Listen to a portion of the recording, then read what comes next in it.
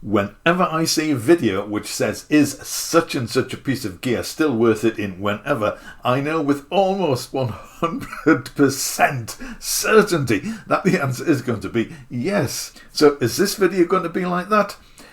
Not necessarily. I shall answer 3 questions. Now, 2 of them won't make any sense until you see the rest of the video, but the main question, and I think the question which is probably going to interest most people, is would I buy a grandmother today?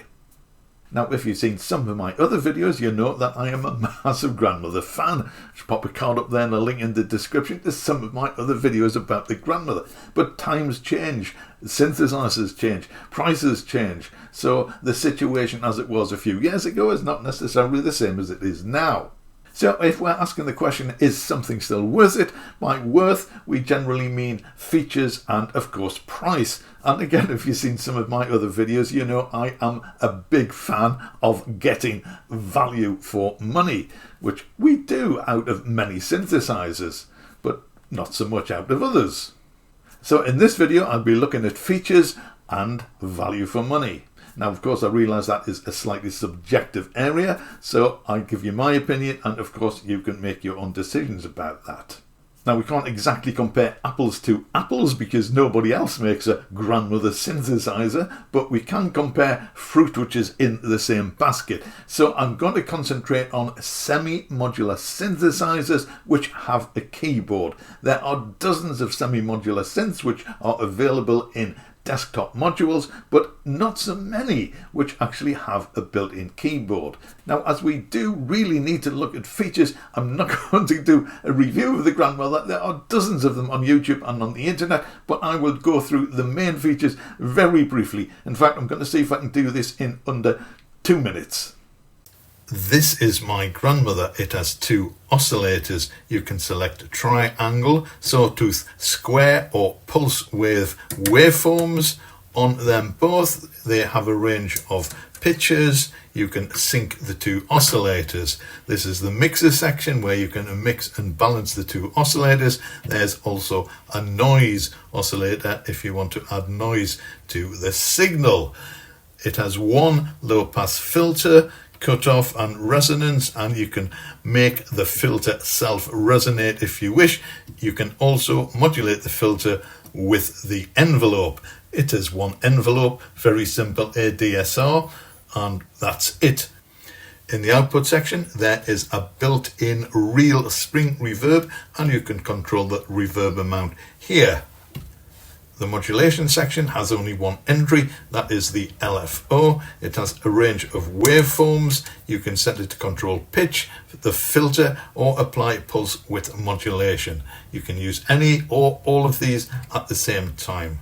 On the left is an arpeggio, and this is one of my favorite features because it plays back the notes in the order that you press the keys, which is brilliant. It also has a 256 step sequencer, and you can save 3 sequences for later recall. There are a number of patch points associated with each module. The synth also has a low pass filter which is not hardwired as are the other controls. It needs to be patched into the signal chain. There's also an attenuverter. On the left are pitch and modulation wheels. There's a glide control, and these control the arpeggiator and the sequencer. Now, I bought my grandmother just over 3 years ago. It was essentially a keyboard to let me play my Eurorack modular system. I thought it was a good idea to get a semi-modular synth so I could use that and patch that into the Eurorack system as well. Now, I have to say, for a variety of reasons, the grandmother has never even touched the modular system. Now, at the time, I could have bought a pastel grandmother for £780. I thought that was at the high end of reasonable. But I couldn't bring myself to pull the trigger on a synthesizer which I thought looked like Mickey Mouse's pain box. I've mentioned this in a few other videos. I'm not going to go into it again. I have seen the pastel colours in real life, and they do look much better in real life than they do on video. But at the time, I really couldn't do it. So when Moog announced the dark version, I rang my local friendly music shop and said, "Can you get me a dark version?" And they said yes. But they wanted to charge me £950 for it. That was, in my opinion, way beyond the high end of reasonable. But having spent so long deciding that this was the ideal synth for my setup and what I needed it for, I succumbed and bought it. Now, here's something which you already know, but this is just a reminder. Unless you are prepared to pay top dollar, do not be an early adopter of synth gear, because after a few months, most synthesizers settle down after retailers or perhaps even the companies decide they've had the burst of sales, and then the prices come down a little bit. And that's exactly what happened with the Grandmother. Dealers were initially selling the dark version at a premium, and after a few months the prices sort of leveled out and you can get a pastel or a dark version for around the same price. Lesson learned. In the UK, Grandmothers are now around £1,000. So not too much more than what I paid for mine. That's in the UK, of course. Sweetwater in the US of A is selling them for $1,000. I'll have more to say about this in a moment, but that is something you may want to bear in mind. Once again, as is typical, the UK falls victim to manufacturers who think the pound price should be the same as the dollar price, even though there's around a 26-27% difference as of making this video. I'll say more about this in a moment. Now, at the time when I bought the Grandmother, the only competition really was Moog's Matriarch, and this was, if memory serves, around £1,600. Now, to my mind, it was sort of two Grandmothers, but not quite. It has 4 oscillators, and I think it had 2 filters to 8 ASRs. It had more modulation options and a slightly bigger keyboard, and it was paraphonic. So let's go with 2 Grandmothers. Now, one of the things which put me off the Matriarch was I really didn't think it was good value for money. I thought Moog was taking a lend a little bit, and I'll explain why. Most companies, if they have a synthesizer and then double its features, they don't charge twice the price. And here are some examples. Now, these are current prices. Novation's Peak at £1,300 or $1,600 on Sweetwater. Now, the Summit, which is essentially 2 peaks with a keyboard, I've seen prices ranging from £1,800 to £2,000 in the UK. On Sweetwater, it is $2,300. So a far cry from twice the price.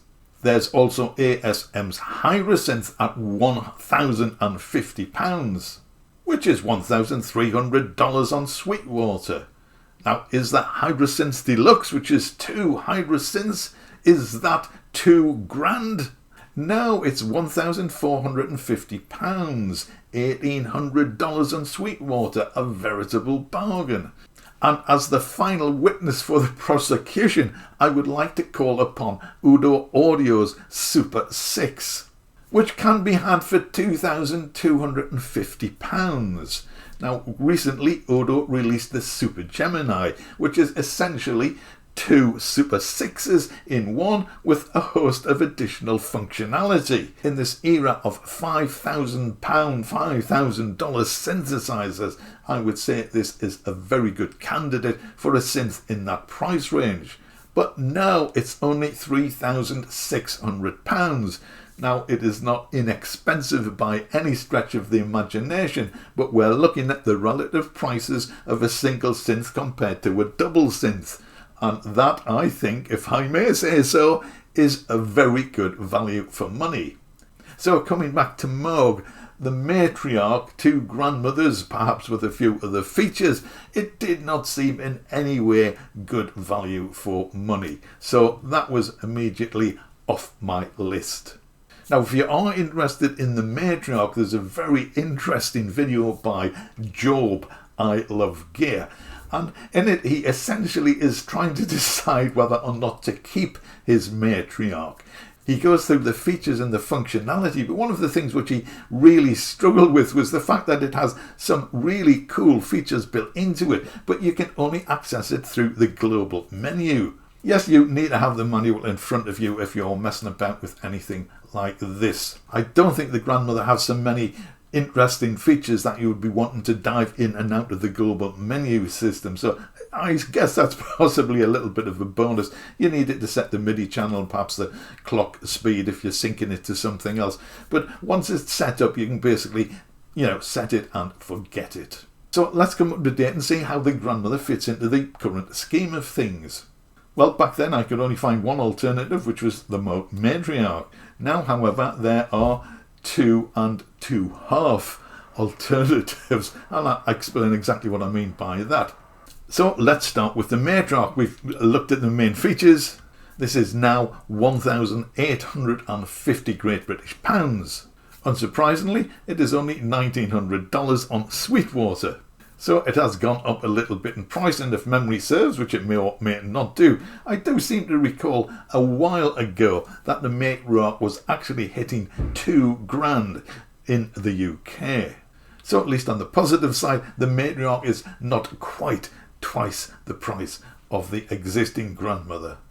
Now we come to one of the half synths, and you'll see why I call it a half synth in a moment. It's the Korg MS-20FS, Korg's revamped version of the original MS-20, which was initially launched in 1978. So the MS-20FS was a full-size replica with a few additions. This was released in 2020, and I think if memory serves it was around £1,050.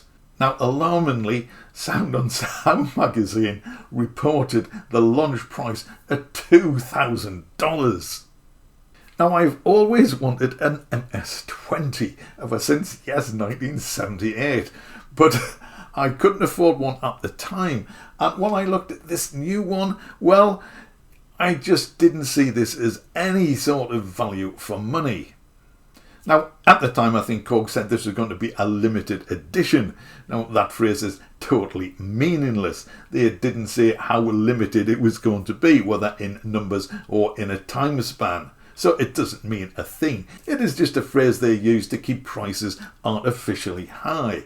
And artificially high, I think the prices have been. Consider the MS-20 was more expensive than the Grandmother. Now the two are pretty similar to oscillator mono synths. Now I did get to try the MS-20 in my local friendly music shop, but in many ways it just really didn't seem to stack up against the Grandmother. The Grandmother is built like a tank. It is made of metal and it is solid and heavy. It is a robust piece of equipment. The Korg just didn't seem to strike me in quite that way. And the Grandmother's an arpeggiator and a sequencer. So how Korg's marketing department could think that the MS-20 was worth more, had more value than a Grandmother, I really don't know. The other weird and really annoying thing about the MS-20, which is sort of put me off as well, and which I think decreased its value, was the fact that it used the Hertz Per Octave system rather than the Volt Per Octave system. Now, when the original was released, it used Hertz Per Octave, which was fine because at the time in 78 there wasn't really a standard. But since then, virtually every manufacturer has used the Volts Per Octave system. So to retain the Hertz Per Octave system, even if they are supposedly going for authenticity, it just seems mad. The design department, I think, must be cut from the same cloth as the marketing department. At the very least, they should have had a switch on the machine which let you switch between one and the other. If you want to connect that section to another setup, then you need some sort of converter. It's just messy and clunky and more expense. So really bad design decision, Korg. We should be getting used to that by now. So yes, I really wanted an MS-20, but did not think it was in any way value for money. That's a trend we've been seeing from Korg over the last few years. What a surprise. Now, I call this a half synth because it is now discontinued. Perhaps that was the limit of Korg's limited edition. So you can't buy these new anymore, but you can still get the second-hand ones. Strangely, or perhaps not so strange, most people who are selling them are looking for somewhere between £900 and actually more than the £1,050 that a new one cost. So I'm not sure if it's a real alternative to the Grandmother or not, but there is an option if you are interested. Now the other half synth in the half synth list is indeed a half synth. It is the little brother to the MS-20, the MS-20 Mini. Now this was first released in 2013 and the current price is around £500. Now, to all intents and purposes, it seems to have the same functionality as the MS-20, only it's in a smaller case. Now, I also managed to have a look and a play of the MS-20 Mini in my local friendly music store. It felt really cheap. It felt and looked really plasticky. It was not an instrument which would inspire me to play or use it. Now I say that knowing that many people, including many YouTubers, have a Mini and they absolutely love it. Totally fine. This is just my opinion. But this is not an instrument I would want. It would have to be the full size or nothing. And currently it's nothing. But I just really was not impressed by it. Never mind the sound quality. The width was terrible. That's a reference to a really old TV show in the UK. But we still have one proper full-size synth to look at, and this is one which seems to fly under the radar. It has been reviewed quite well, I believe, on YouTube and on the internet, but most of the time it seems to pop up in synth shows such as Superbooth and NAMM. It is the PWM Malevolent. Now, PWM does not stand for pulse width modulation in this case, although it's a really cool name for a synth company. It uses the initials of the owner, Paul Whittington. So the Malevolent, here you can have a look at the specs. It's essentially a 2-oscillator synth with patch points. The specs read very similar to those of the Grandmother and the Korg. Now I have not had hands-on on this, although as I say, the reviews I think on YouTube and on the internet seem very positive. And I think some reviewers have referred to the sound as aggressive. So if that is of interest, then this is certainly worth looking at. And if we're talking VFM, then at 400 Great British pounds, I think this is a pretty good deal. Not just because it's relatively inexpensive, but if you look at the features and compare it to the competition, shall we say, I think you are getting good value for your money. Much as you do with the Super Gemini. So, semi-modular synthesizers with a keyboard. There are now a few choices. So let's get down to the 3 questions. So the first question, if someone said to me, we will give you one of these instruments, you can have any one you like, which would you pick, Ian? If they said that, my choice would be the Matriarch. I really like the way the Grandmother looks, the way it works, and having these sort of features and functionality and a bigger synth with more oscillators and more functions, I think would be really awesome. However, question number 2, if I had to buy, as in I was forced to spend my own money on one of these instruments, which one would I buy? Out of all of these synths, putting their features and functionality and coming to some sort of conclusion about their relative values and value for money, I would spend my money on a Grandmother. But, question number 1, if I did not already have a Grandmother, would I buy it again now? And the answer is no. I know, shock, horror, stand back in amazement. I'm in the UK. £1,050 for a Grandmother I do not think is good value for money. Just my opinion, of course. But if I was in America, $1,000 from Sweetwater. Now that is the UK equivalent currently of around £780. That is how much I could have bought a pastel version for 3 years ago. Now at the time I thought that was the high end of reasonable. I still think it's the high end of reasonable. But yes, £780, I would definitely buy another Grandmother for that. But over £1,000, I don't think it's value. I don't think it's worth it. Now, value for money, This means something slightly different to each of us. This is just my opinion. If you can afford it and justify the price, then far be it from me to stop you buying what I think is a really great synthesizer. So let me know your thoughts. Do you have any of these instruments? Which one is your favorite? Which one would you like to have in your collection if you don't have any already? Let me know in the comments.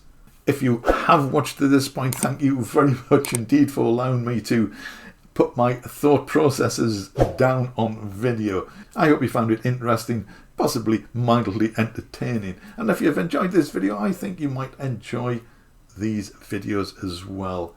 As always, thank you so much for watching. I'll see you again in the next one.